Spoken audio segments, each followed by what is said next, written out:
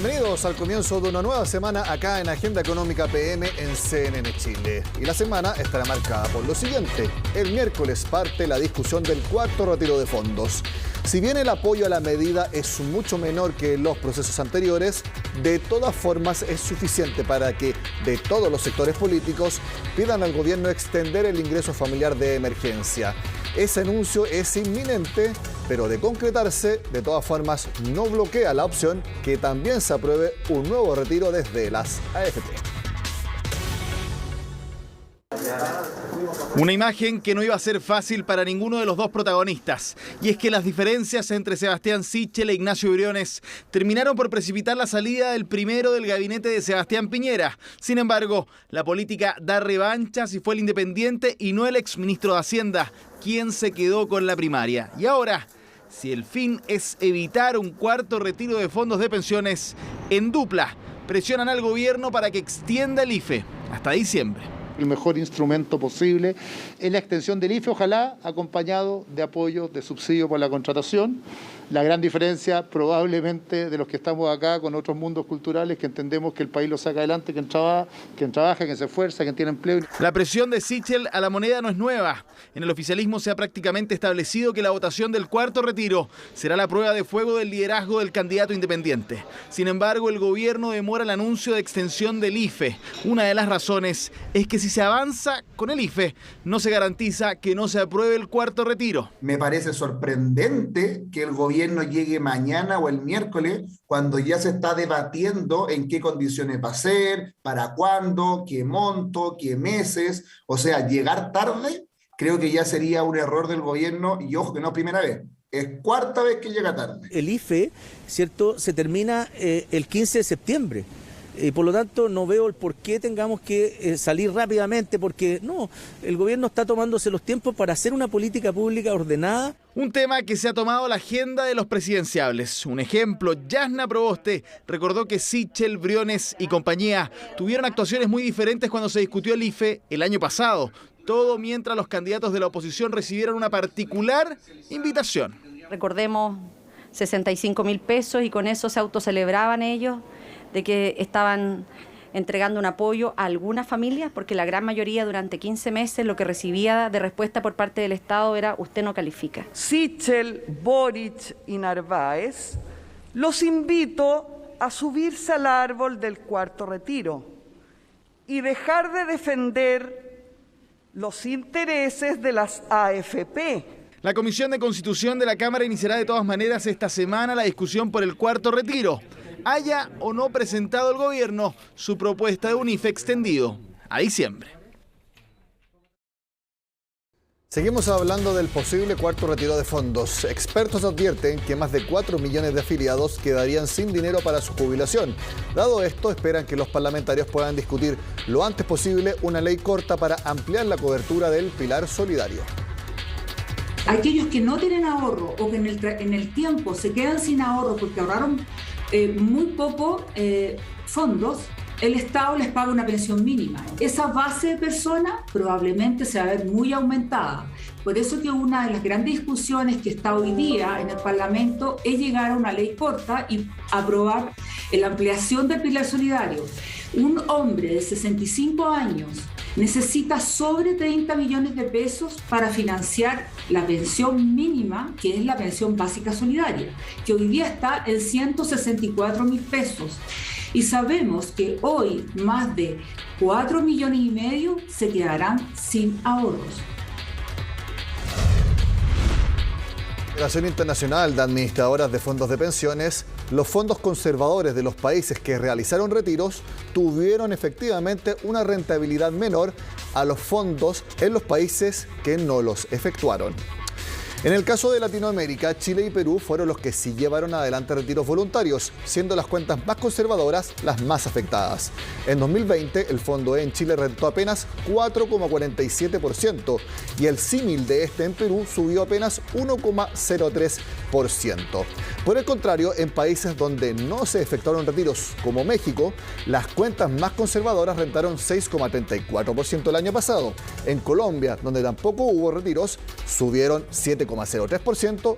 En Uruguay fue donde más subieron, 10,14 puntos porcentuales.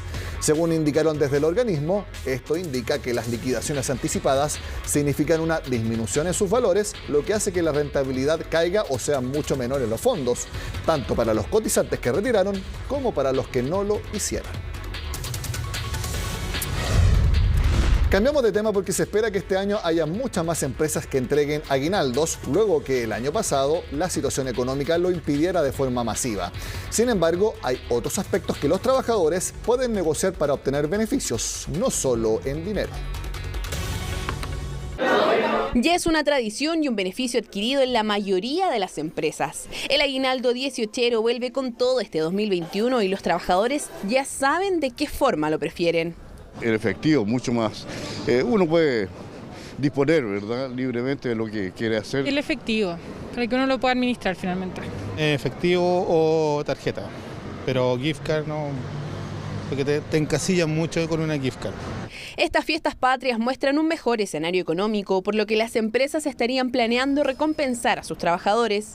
Se estima que en promedio paguen 120.000 pesos de aguinaldo, un monto que puede ser en dinero, en una gift card o con un equivalente, como podría ser una caja de mercadería. Este año se espera que sobre el 90% de las empresas van a entregar un aguinaldo. El año pasado también se vieron disminuidos los montos y este año también se espera que aumenten los montos. Y es que el 2020 dejó a varias empresas en un complejo escenario financiero, por lo que el pago de este dinero en ocasiones fue negociado por otros beneficios, como por ejemplo días libres o gift card en montos equivalentes. De cualquier modo, hay que tener presente que aunque el aguinaldo no es una obligación, si se entregó por más de 2 años consecutivos, se transforma en un derecho adquirido y la empresa no puede eliminarlo. Menos, por supuesto, si forma parte del contrato o de un convenio colectivo. Quizás cambia el monto o cambia la forma de entregar este aguinaldo o incluso puede transformarse en alguna fiesta o un beneficio distinto, pero en el fondo no puede ser una medida que se tome unilateralmente. La idea es que las empresas puedan informar a tiempo si darán este beneficio, de cuánto será y cuándo lo pagarán. En cuanto al sector público, los trabajadores tienen derecho a un aguinaldo de 76.000 pesos si su remuneración es inferior a los 794.000 y de 53.000 para quienes superen ese umbral. Hacemos la pausa y al regreso en Agenda Económica hablamos de cifras de comercio exterior que llegaron a niveles récord en julio. Ya volvemos. Como les decía, hablaremos de comercio exterior ahora en Agenda Económica. Las importaciones de julio alcanzaron niveles récord en casi 9 años. Durante el séptimo mes de 2021 se importaron 8.055 millones de dólares, la cifra más alta desde octubre de 2012 y que tiene que ver, entre otras cosas, por la enorme liquidez en el mercado. Bienes de consumo, 2.493 millones de dólares. Bienes intermedios, se disparó esto, 4.071 millones de dólares. Petróleo también ha sido importado bastante, 340 millones. Y esto es muy importante, bienes de capital, 1.491 millones de dólares para ver una reactivación en la inversión. Por eso es importante esa cifra. Ahora también veamos el reporte del Banco Central, pero en el caso de las exportaciones, que también subieron mucho, 7.943 millones de dólares en julio. Las mineras, como siempre, se llevan prácticamente el 60-65% y sobre todo de cobre, que sumó envíos por 4.584 millones de dólares. Silvro Agropecuario y Pesca, 419 millones y también exportaciones industriales tuvieron un buen julio, anotando 2.379 millones de dólares. Seguimos hablando de este tema en Agenda Económica porque si bien están repuntando en julio las exportaciones, desde ProChile buscan potenciar aún más los envíos. Por eso, junto a CLAPES-UC, realizaron un estudio en el que entregaron distintas medidas para cumplir con el objetivo. ¿Cuáles son? Lo conversamos con uno de los integrantes del comité de CLAPES-UC y exministro de Hacienda y que por supuesto desarrolló este estudio. Lo vemos en pantalla, Felipe Larraín. Gracias por estar en Agenda Económica, Felipe. Hola, Nicolás. Mucho gusto estar acá contigo, con ustedes, en Agenda Económica. Mira, aquí lo que pasa es lo siguiente. Una parte muy significativa del incremento de las exportaciones es precio. Cuando nosotros lo medimos en volúmenes, hay una, pérdida de dinamismo bastante importante de las exportaciones en la última década, pero básicamente a partir del año 2015. Si uno mira qué es lo que pasó entre 2015 y 2019, el 2020 está muy afectado por el hecho de la pandemia, que trae consigo, que afecta los volúmenes de comercio exterior. Y el 2021 estamos viendo las recuperaciones. Pero ¿qué es lo que pasó? Que apenas las exportaciones en volumen crecieron 0,2% anual entre el año 2015 y el 2019. Entonces, lo que nosotros nos preocupamos en este estudio y nos preguntábamos en este trabajo que hicimos con Germán González y también con ProChile, ¿no es cierto? Es, bueno, ¿hay algo de que, primero, tenemos que preocuparnos? Y la respuesta es que probablemente nos tenemos que preocupar porque vemos una pérdida de dinamismo importante en el crecimiento de los volúmenes de exportaciones. Y eso se ve fundamentalmente, no en todos los sectores, en el sector minero y también en el sector industrial. Eso lleva a encender una luz de alerta para que nos preocupemos del tema, porque es muy importante que puedan seguir las exportaciones siendo un motor de crecimiento, de oportunidades, de salario, de mejores salarios, de más empleo, de más oportunidades para desarrollar negocios. Felipe, para las pymes. Sí. Esos sectores que usted menciona, por ejemplo, la minería, tiene que ver porque están invirtiendo mucho para mantener los mismos niveles de producción, porque los yacimientos muchos están cayendo en sus leyes.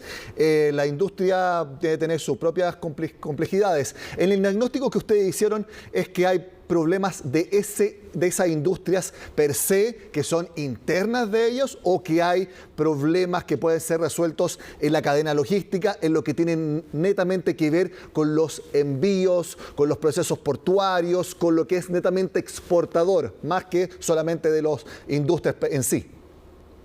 Bueno, en realidad hay una mezcla de cosas, ¿no es cierto? En primer lugar, en el caso minero puntual, hay una caída en las leyes de los minerales y esto, la verdad es que tiene un efecto importante porque como decimos, aquí hay que invertir, hay que trabajar más para producir lo mismo, ¿no es cierto? Si cae la ley del mineral, el cobre fino que al final termina siendo producido, el refinado, a partir de una tonelada que se procesa, es menor, ¿no es cierto? Y esta caída en las leyes de los minerales tiene un efecto importante. Entonces, ahí hay un primer efecto. Pero nosotros encontrábamos también que hay otros efectos. Hay un efecto que tiene que ver con la composición, ¿no es cierto?, el rol de China. China ha jugado un rol más importante en el tiempo.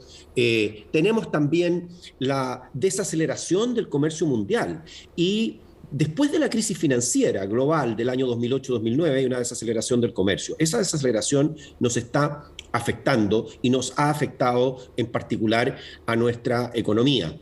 También hay una pérdida de dinamismo de la inversión extranjera directa que va al sector exportador. No toda ella, pero mucha de ella va a orientarse al sector exportador. Y si hay una pérdida de dinamismo acá, también vamos a ver en el tiempo una pérdida de dinamismo de exportaciones. Y yo diría también que hay, como tú decías, Nicolás, hay una pérdida de dinamismo en la cadena logística. O sea, hay problemas en la cadena logística o desafíos que tenemos que abordar, ¿no es cierto? Hay que encontrar, si le pregunta a los propios personas que están a cargo de estos procesos productivos, dicen que hay que encontrar clientes o canales de distribución y esto está siendo más difícil. Bueno, eso es parte de lo que tiene que hacer ProChile. También hay altas exigencias del país o zona de destino. Y por otra parte, la Comisión Nacional de Productividad dice que Chile no cuenta con un sistema de calidad para la regulación y tramitación de grandes proyectos de inversión.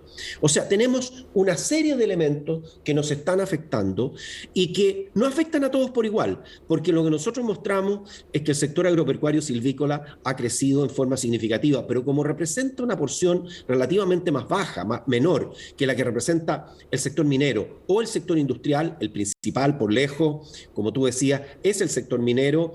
60% o más de las exportaciones vienen de la minería, después viene el sector industrial y el sector agropecuario, que aunque crece, no alcanza a empujar completamente este carro. ¿Hay algunas personas, Felipe, que pueden decir que esto se puede solucionar en gran medida si se aprueba el TPP-11? ¿Usted está de acuerdo? Yo creo que es importante aprobar el TPP-11 para Chile. ¿Y por qué? Lo voy a graficar. Hace muy poco, en Perú, se aprobó el TPP-11 y se aprobó creo que fue la unanimidad de los congresistas que votaron a favor de este TPP. ¿Y por qué? Porque es un elemento en la competitividad del país. Hay otras 10 economías aparte de Chile, entre ellas Perú, pero también está Vietnam, está Japón, están una serie de economías asiáticas a las cuales tenemos tratados de libre comercio, pero podemos mejorar nuestro acceso a estos mercados. Cuando Perú aprueba el TPP 11 y Chile no lo hace, perdemos competitividad respecto de Perú. ¿Por qué? Porque Perú va a acceder en mejores condiciones a mercados a los cuales nosotros hoy accedemos. Y eso es una de las conclusiones importantes también de este trabajo. Necesitamos seguir profundizando nuestra red de acuerdos comerciales, esta red que ya tenemos acuerdos con más de 60 países que cubren cerca del 95% de las exportaciones chilenas. Necesitamos seguir profundizando esta red de acuerdos, que significa hacer nuevos acuerdos, por supuesto, buenos acuerdos, mejorando los acuerdos existentes. Hay países con los cuales tenemos un desafío enorme, por ejemplo, un gran mercado consumidor que es la India, que tiene casi 1.300 millones de habitantes y con el cual tenemos un tratado muy limitado.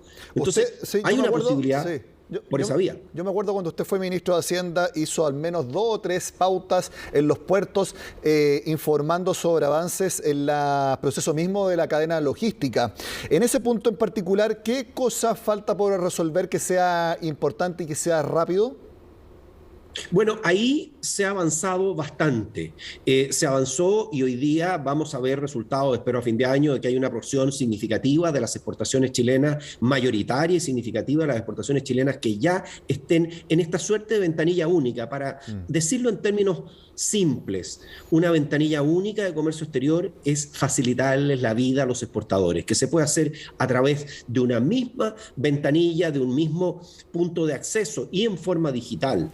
El proceso de exportación en el cual intervienen muchas instituciones del sector público. En una misma operación de comercio exterior pueden intervenir 8, 10 instituciones del sector público que tenemos que coordinar para que este proceso pueda ocurrir en forma expedita y podamos así facilitarle la vida a los exportadores. Pero esto tiene que ser, Nicolás, una política de Estado, más allá del gobierno de turno, más allá de lo que se considere que cada uno va a tener sus propios énfasis, pero esto de abrirle mercado a los exportadores chilenos, entre los cuales hay decenas de miles de pymes en el mundo, es muy importante. Y algo muy importante, sí, y tiene que ser una política de Estado también, por ejemplo, la decisión respecto al TPP 11.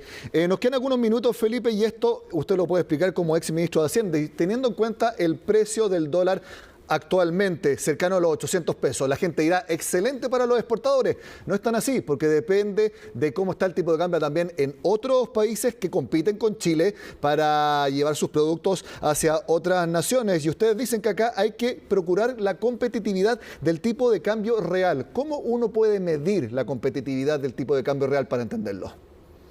Bueno, para entender es corregir el tipo de cambio nominal por los precios domésticos y los precios externos. Inflación doméstica e inflación externa. Si hay otros países que se deprecian más que lo que se deprecia Chile, nosotros vamos a estar perdiendo competitividad respecto de ello, porque esto no es una visión bilateral solo respecto del dólar, sino respecto de una serie de otros países con los cuales competimos. Pero usted tiene entonces toda la razón, Nicolás, en que es un tema importante el tipo de cambio, pero no es el único.